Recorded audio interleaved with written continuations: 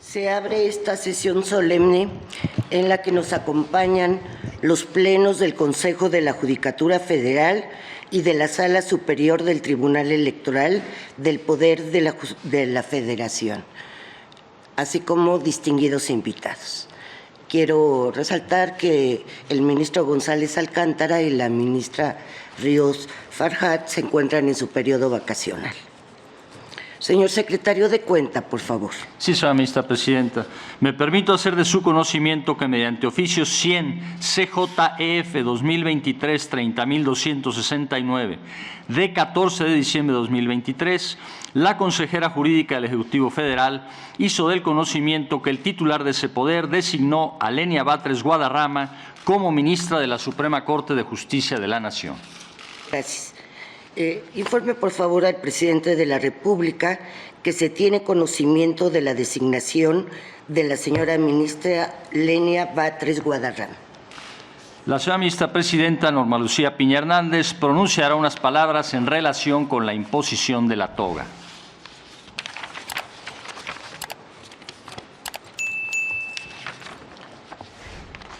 Respetable señora ministra Lenia Batres Guadarrama, en este acto procederé a imponer a usted la toga magisterial que por decreto del Congreso de la Unión del 8 de abril de 1941 corresponde vestir a los ministros y a las ministras de la Suprema Corte de Justicia de la Nación al concurrir a las audiencias del Pleno y de las salas, así como a los actos solemnes. Recibe usted esta prenda representativa de la alta investidura que el Estado mexicano le ha conferido como integrante de este Tribunal Constitucional. La señora ministra presidenta Norma Lucía Piña Hernández impondrá a la señora ministra Lenia Batres Guadarrama la toga y hará entrega de la credencial correspondiente de un distintivo. Se ruega a los presentes ponerse de pie. Señora ministra Lenia Batres Guadarrama, por favor, pase al frente.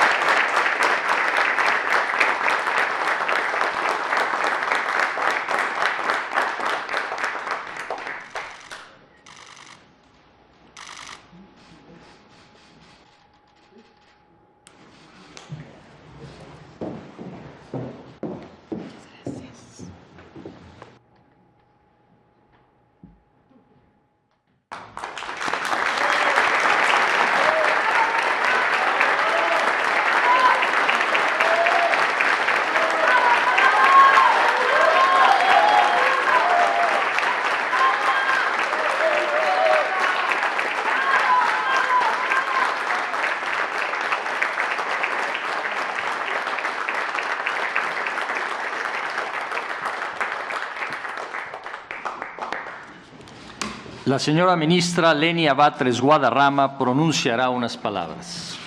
Tiene la palabra la señora ministra Lenia Batres Guadarrama.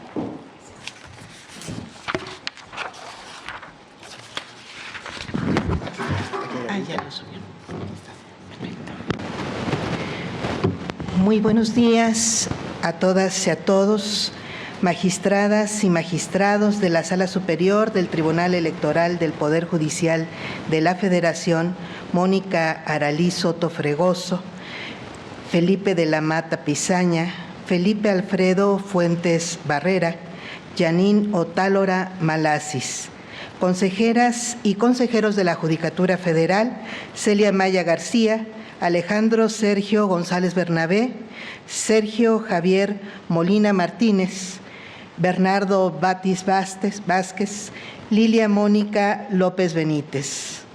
Ministras y ministros, Norma Lucía Piña Hernández, Luis María Aguilar Morales, Jorge Mario Pardo Rebolledo, Alfredo Gutiérrez Ortiz Mena, Alberto Pérez Dayán, Javier Lainez Potisek, Yasmín Esquivel Moza y Loreta Ortiz Alf. Senadora Sacil de León, senador César Cravioto, diputada Magdalena Núñez, diputados Hamlet García y Mario Yergo, secretaria de Economía Raquel Buenrostro,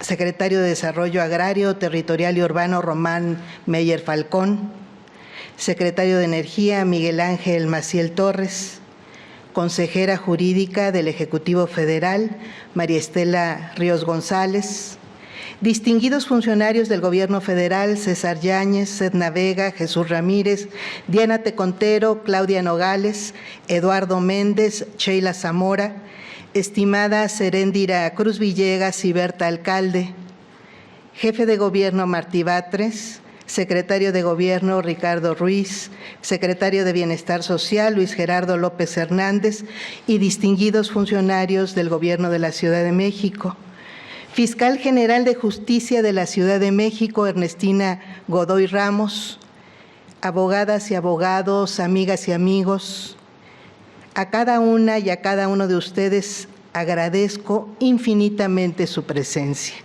Agradezco especialmente a mi papá, Cuauhtémoc, a mis hermanos, Viednica, Martí, Valentina y Toñita, y a Toñita, Kid, Dani y Rodrigo, a mi hijo Emiliano y a mi sobrina Erandi. En las últimas décadas hemos visto con enorme esperanza el cambio de paradigma constitucional en el mundo y en México, sobre todo a partir de la reforma de 2011. Los derechos humanos, su ejecutabilidad y justiciabilidad se encuentran ahora en el centro de nuestro derecho constitucional. En otros tiempos se sabía que el reconocimiento constitucional de derechos no iba necesariamente unido a su garantía e incluso tuvimos leyes que abiertamente los contravenían. Ahora nuestra Constitución prevé que es deber de las autoridades mexicanas promover, respetar, proteger y garantizar todos los derechos humanos conforme a los principios de universalidad, independencia, indivisibilidad y progresividad, así como prevenir y sancionar, además de reparar sus violaciones. Esta Corte ha emitido criterios importantes para garantizar la no discriminación por razones de origen étnico, color, idioma, religión y opinión política, entre otras, así como para hacer posible el ejercicio del libre desarrollo de la personalidad, de nuestro derecho a fundar una familia y a su diversidad, el derecho a la propiedad, a la libertad de pensamiento, de conciencia y de religión, a la libertad de opinión y expresión, a la libertad de reunión y de asociación y a participar en el gobierno por medio de nuestros representantes. Sin embargo, existen derechos poco desarrollados, tanto legislativa como instrumental y jurisdiccionalmente. Estos derechos corresponden básicamente a dos ámbitos: el de la igualdad y la justicia social y el de la seguridad ciudadana y las garantías penales. El derecho al trabajo, a la seguridad social y al descanso, el derecho a la salud y a la atención médica, a la educación, a la cultura y a la ciencia, a la vivienda, a la alimentación y al vestido, a gozar de un medio ambiente sano, son derechos que requieren también de un bloque de constitucionalidad que coadyuve a su promoción, respeto, protección y garantía. Son millones de mexicanas y mexicanos los que aún se hallan lejos del ejercicio de la dignidad personal que les puede proporcionar el acceso a estos derechos sociales. También requerimos para el disfrute de la seguridad ciudadana políticas, normas y mayor armonía entre las acciones de los tres poderes hacia el combate de la incidencia delictiva por un lado y con relación a la normativa sobre el tema. Me refiero a toda aquella que regula los instrumentos y los órganos del Estado, como a los derechos que identificamos como garantías penales, presunción de inocencia, derecho a recibir sentencia y a contar con tribunales independientes e imparciales ante los que se pueda acudir fácilmente para obtener una justicia pronta y expedita. No tenemos un problema ideológico, sino una responsabilidad de Estado para proporcionar a la sociedad mexicana seguridad ciudadana, investigación de delitos y sentencias justas.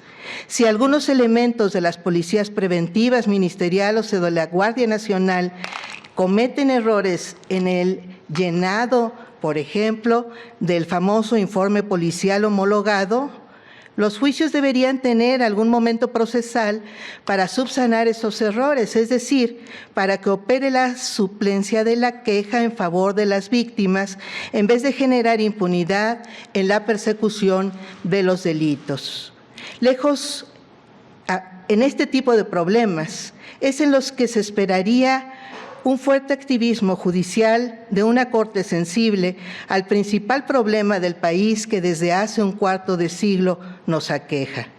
Lejos de ello, tenemos una Corte enfocada en casos que tienen fuertes implicaciones políticas, que incluso involucran afectaciones al orden público y al interés social,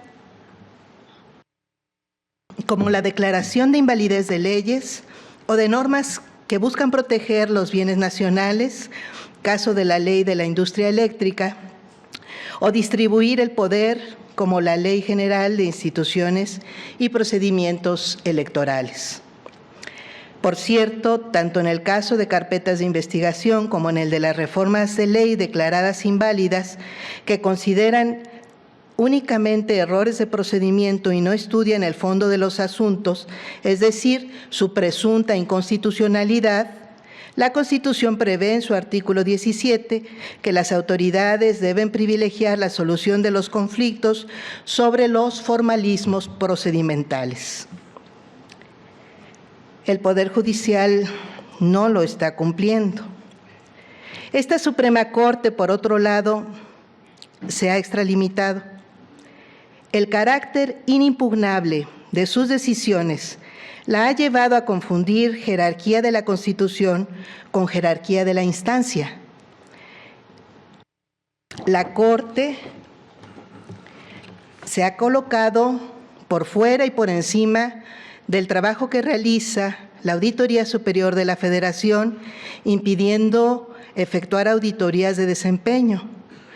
Ejerce poderes que están expresamente vedados en la ley, como el otorgamiento de suspensiones en casos de acciones de inconstitucionalidad en contravención con el artículo 64, último párrafo de la Ley Reglamentaria de las fracciones 1 y 2 del artículo 105 de la Constitución Política de los Estados Unidos Mexicanos.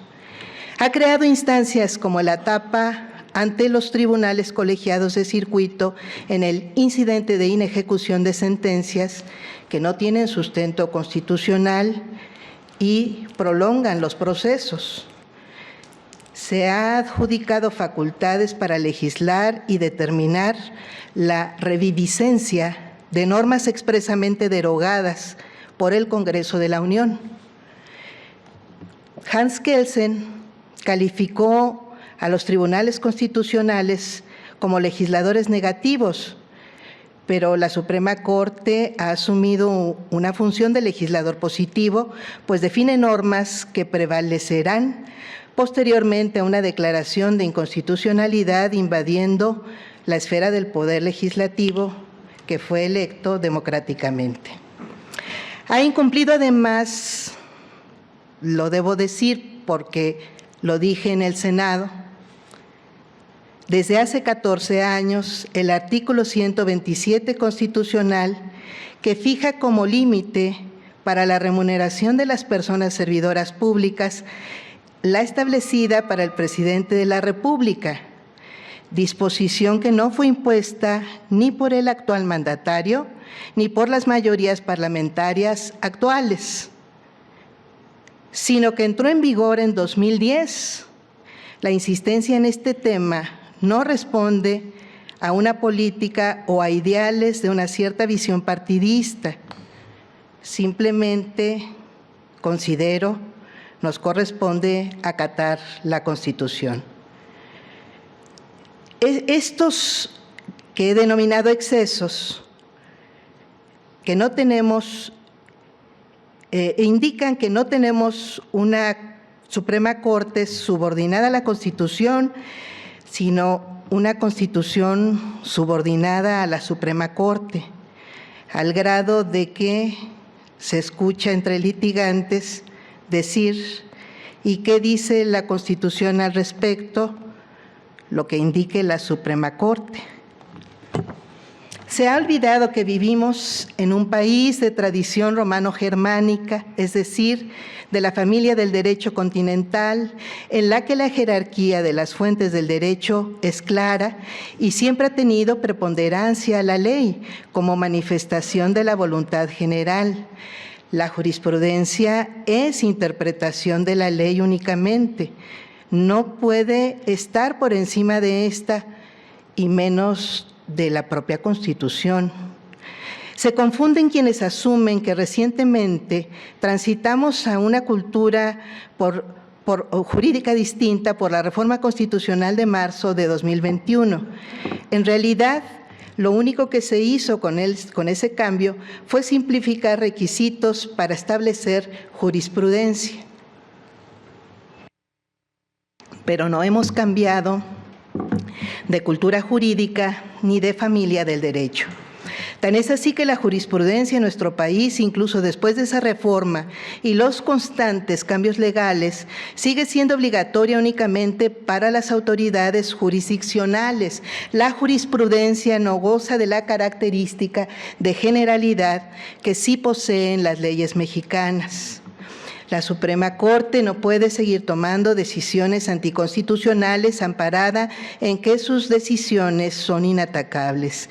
Es cierto que los juicios deben tener una instancia de cierre, pero eso no quiere decir que los acuerdos generales o las jurisprudencias que dicta la Suprema Corte puedan estar por encima de la Constitución o de las leyes mexicanas. Por eso me he atrevido a hablar de excesos. Una cosa es que la Suprema Corte y el Consejo de la Judicatura tengan facultades reglamentarias para facilitar vía acuerdos generales la impartición de justicia, y algo muy distinto es que esos acuerdos tengan validez general y se conviertan o funcionen como ley suprema de la Unión. Podrían decir que la Suprema Corte sí es el órgano supremo en el país porque puede anular leyes por mayoría calificada, pero se equivocan porque si actuara como verdadero tribunal constitucional, no prevalecería la Suprema Corte, sino la Constitución.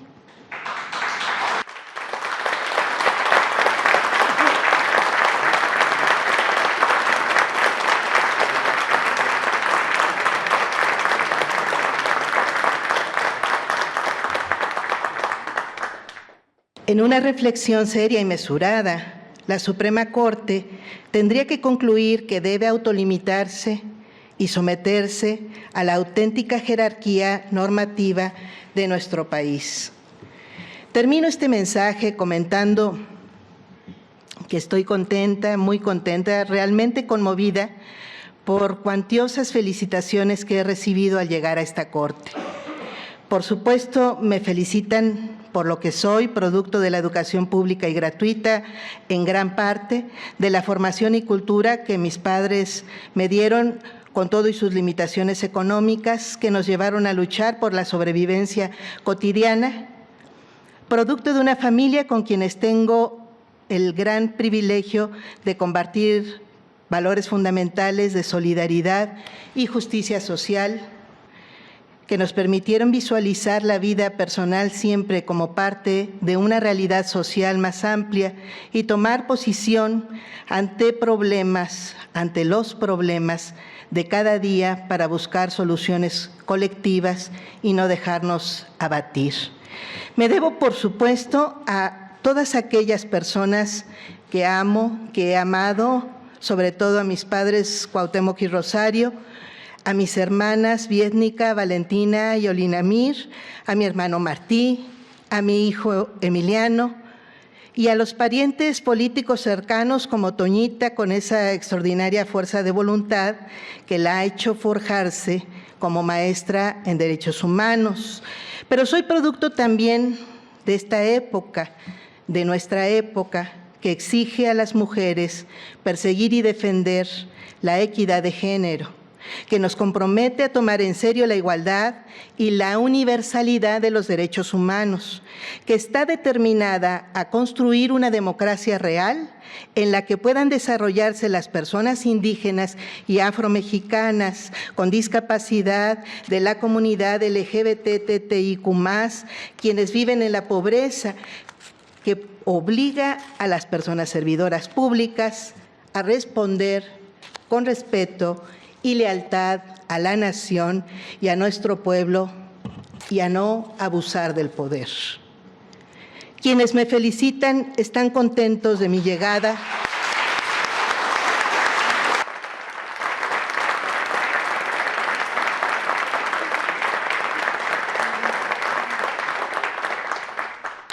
Por esas razones, pero también porque ven varias reivindicaciones en esta Suprema Corte. La llegada de la paridad o casi de las mujeres, la llegada de personas tangibles, terrenales, con problemas comunes, la llegada de visiones distintas a las predominantes del constitucionalismo mexicano, la llegada de visiones críticas de este Poder Judicial.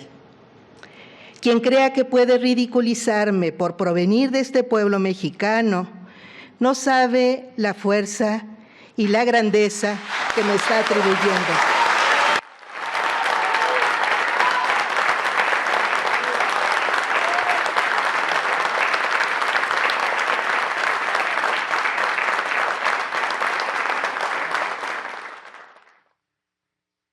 Fuerza y grandeza que recibo con esa dignidad.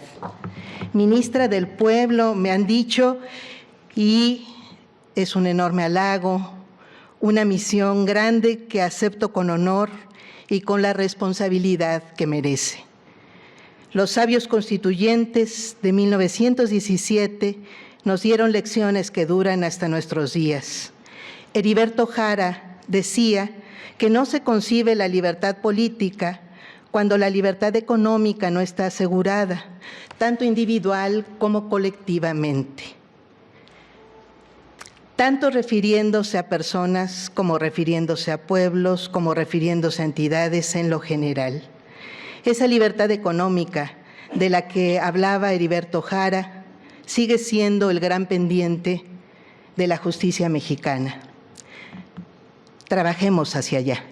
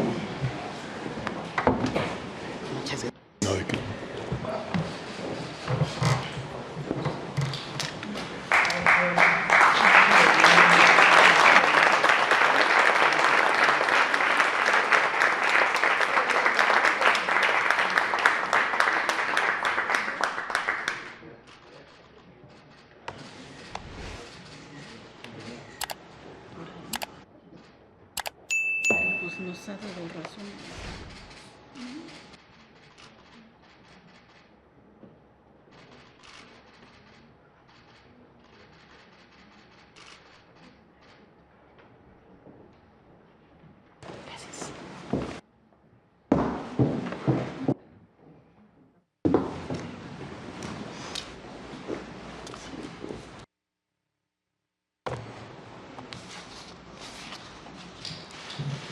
Me permito proponer a las señoras y a los señores ministros que la señora ministra Lenia Batres Guadarrama quede adscrita a la segunda sala de este alto tribunal. Si es así, consulto, ¿podemos tomar votación económica? Queda aprobada esta propuesta de adscripción de la señora ministra Lenia Batres.